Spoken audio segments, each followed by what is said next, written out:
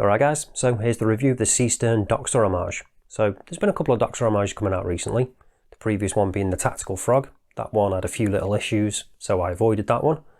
But I've been waiting for this one. So been trying it out for a while now.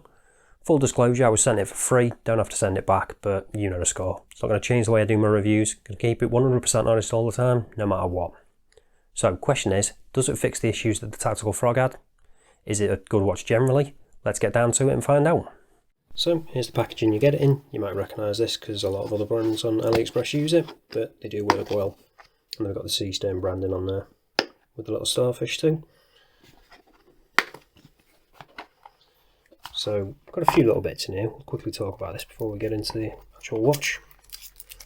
So we've got the warranty card, which is actually signed and dated, which is good. Then we've got instruction manual, but we're not interested in that. Got a little Seestern tag, and then just got the links I've taken out. So we've actually got a beads of rice bracelet, and then it is just push pins, as you can see there. So we'll get all this out of the way and then we'll talk about the watch. So here it is. I've got the yellow version. They do actually have a few different ones though. They have an orange one, a red one, which does look slightly orange, a light blue, and even a mother of pearl. So I'll probably leave pictures on screen so you can see what they're like. But let's get a zoom in on this one and talk about it a bit more. So we've got a fully printed dial, nothing applied. Got the Seestern text at the top there, offset to the left. Then the automatic and 200 meter water resistance offset at the bottom to the right. So got a nice date window at 3, which is framed, again printed. Really nice bold hands with that larger minute hand, and then a bit of room for loom on both of them, and then that nice square bit on the second hand, which is a little bit different. So we've actually got indices, which again printed, but we've got loom in between them, so we'll be showing the loom in a bit. Before we do that though, let's get a zoom back out and then talk about this bezel, because this was one of the things the Tactical Frog got wrong. For some reason that had a tachymeter bezel, don't know why. But with this one, we don't have that, thankfully. So it's a 120 click bezel. It's a really nice action, absolutely rock solid, and it just feels really nice. It's a tiny bit lighter than a lot of other bezels I've had before, but not overly so. It is ever so slightly misaligned though, on my particular one, and I mean ever so slightly. So it's not too noticeable, but if you zoomed right in, you can see it. I'll zoom back in and show you. So like I say, ever so slightly to the left, but it's really not that noticeable. But something to mention.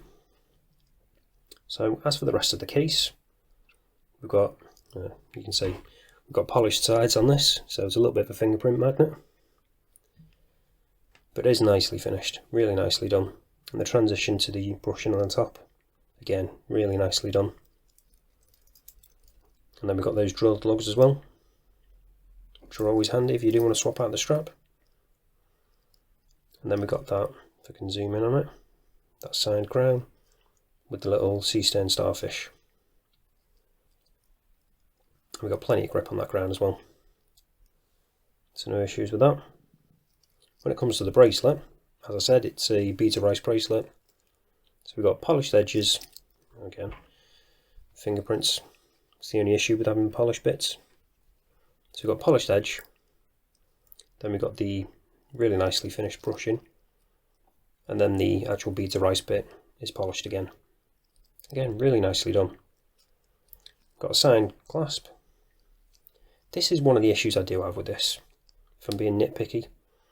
So it's just a friction based clasp. I would have preferred push buttons, but it works well enough.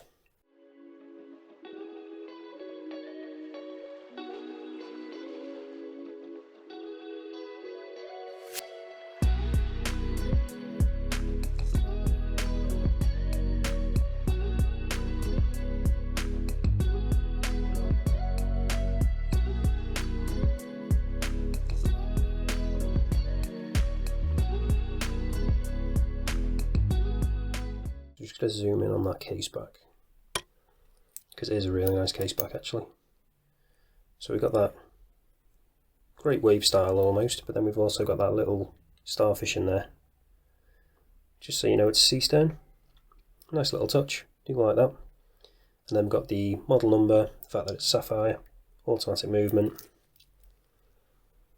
stainless steel 316 and 200 meter water resistance.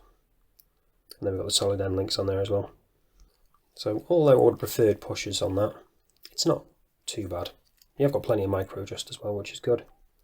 So you're definitely going to be able to get a nice fit.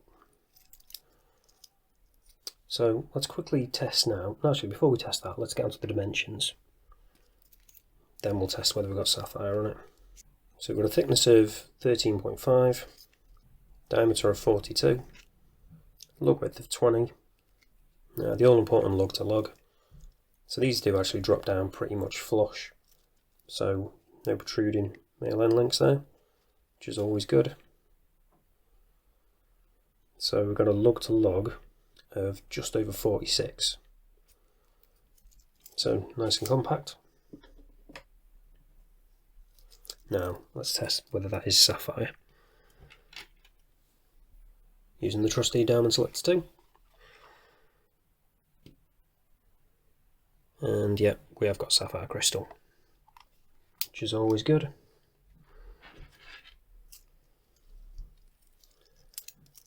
So I'll quickly show you now what the loom's like on this.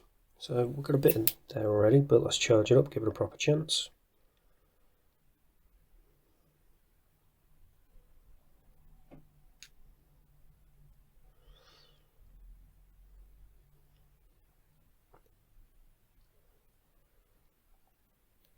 And there we go.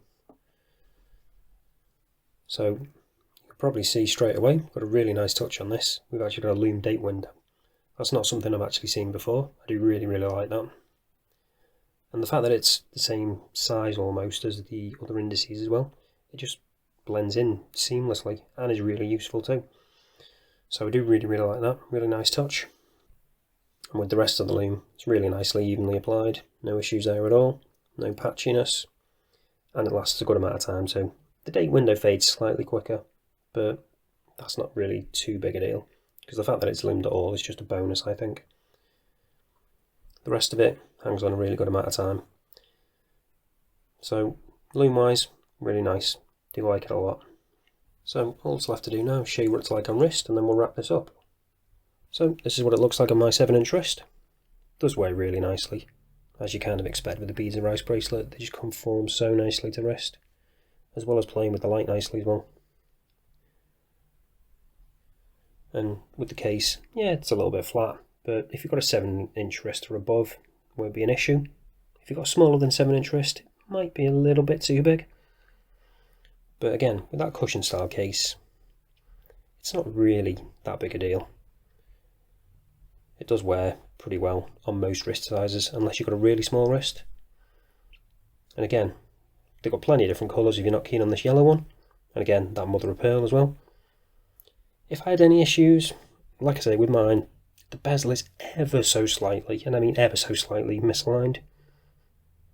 But the only other thing I really have is probably this clasp. I just wish it had some pushers and wasn't friction based. Other than that, I can't really fault it. So if you do want to pick one of these up, links are down in the description as always. But that's it for this one, guys. Thanks for watching, and I'll see you in the next one.